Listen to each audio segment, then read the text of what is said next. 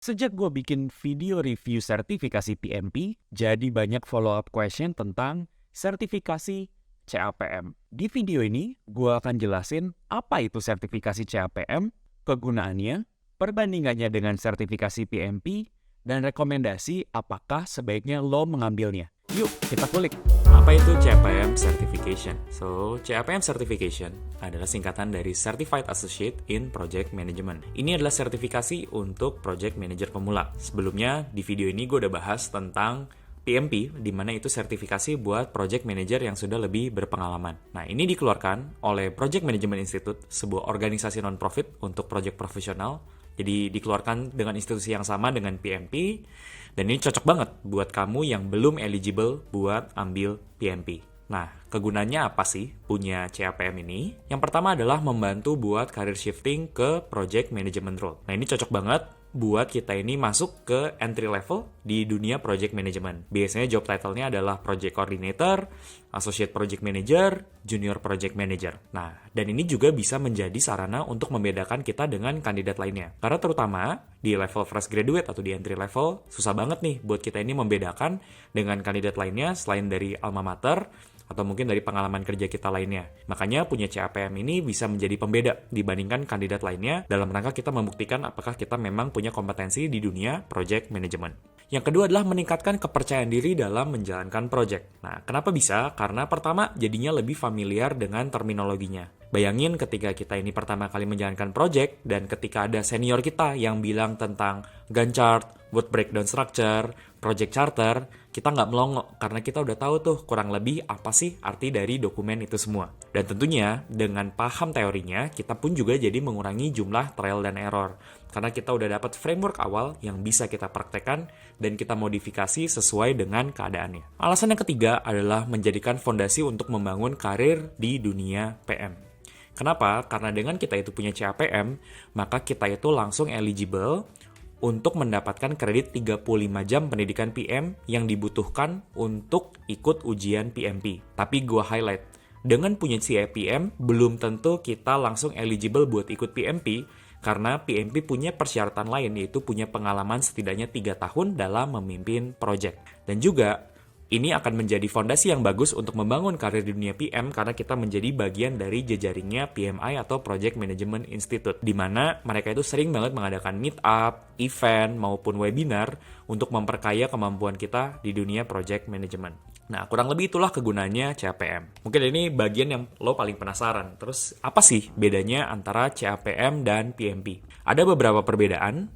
Perbedaan yang pertama adalah persyaratan dalam mengikuti ujiannya. Nah, jadi di sini gue dari recap dari website mereka tentang apa sih bedanya CAPM dan juga PMP. In short, kalau CAPM ini cocok buat entry level, sedangkan PMP ini cocok untuk orang yang sudah berpengalaman. Ada 3 komponen untuk menilai kelayakan seseorang untuk mengikuti ujiannya. Pertama adalah pendidikan formal. Kalau CAPM sebenarnya punya diploma aja cukup, jadi nggak harus punya gelar sarjana. Sedangkan kalau PMP itu perlu punya gelar sarjana dan 3 tahun pengalaman menjalankan project. Atau punya gelar diploma dengan 5 tahun pengalaman menjalankan project. Jadi bisa dilihat di sini kalau di CAPM tidak ada ekspektasi punya pengalaman untuk memanage project sebelumnya. Sehingga makanya kenapa ini cocok banget buat yang entry level. Untuk pendidikan PM, kurang lebih requirement untuk pendidikan PM di CAPM itu ada di 23 jam. Dan dari hasil riset, teman-teman bisa ngambil aja Basic Project Management Course yang ditawarkan oleh PMI seharga 3,7 juta untuk bisa eligible mendapatkan kredit 23 jam ini. Sedangkan untuk PMP membutuhkan pendidikan 35 jam dan kurang lebih biaya course-nya setelah gue melakukan riset yang udah gue jabarin di video ini, itu kurang lebih ada di sekitar 7,6 juta. Dan untuk biaya ujian, bisa dilihat bahwa untuk ujian CAPM itu biayanya juga lebih murah, gitu ya. Untuk anggota 2,4 juta, non-anggota 3,2 juta. Sedangkan untuk PMP, untuk anggota 4,4 juta dan non-anggota 6 juta. Nah, jadi kalau misalnya di video sebelumnya gue udah saranin nih, kalau misalnya lo mau ambil sertifikasi PMP, kayaknya enakan lo jadi anggota dan jadinya lo dapat biaya anggota. Karena di total-total harganya sama, plus lo dapat membership. Sedangkan kalau buat CAPM, kelihatannya kalaupun kita daftar yang non-anggota, itu udah cukup karena ternyata secara biaya itu lebih murah.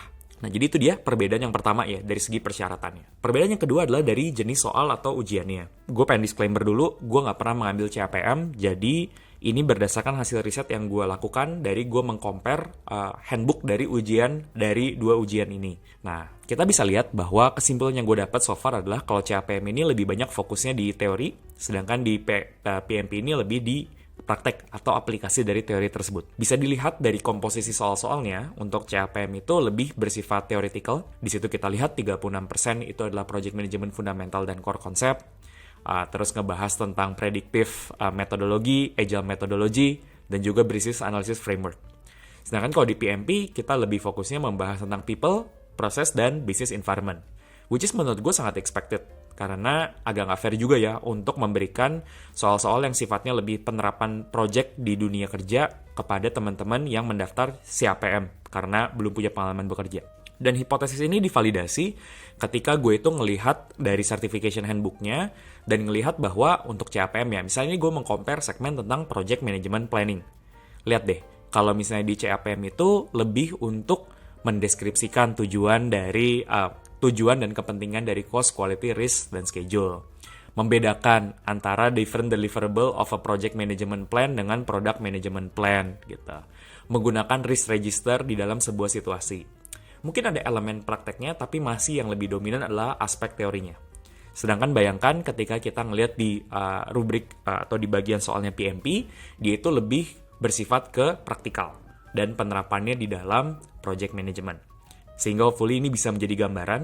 Dan kalau misalnya ternyata lo udah pernah mengambil CAPM, dan even better kalau pernah mengambil CAPM dan PMP, please tulis di komen karena mungkin lo bisa kasih insight yang lebih bagus daripada yang gue share di sini. Dan perbedaan yang ketiga adalah ini lebih ke asumsi dan juga hipotesis. Jadi kalau misalnya lo pernah mengalami ini juga tinggal let me know. PMP itu dianggap lebih bonafit dari CAPM. Dan menurut gue ini sangat logical karena PMP ini memang the next level dari CAPM. PMP lebih buat orang-orang yang lebih senior dan juga PMP udah ada lebih dulu. Sehingga nggak heran ini lebih familiar buat banyak orang. Cuma gue nggak heran dalam beberapa tahun ke depan, semakin banyaknya orang yang ngambil CAPM dan semakin CAPM itu populer di mata hiring manager dan recruiter, maka dia pun akan punya positioningnya sendiri, yaitu bisa menjadi pembeda terutama buat teman-teman yang masih entry level di dunia project management.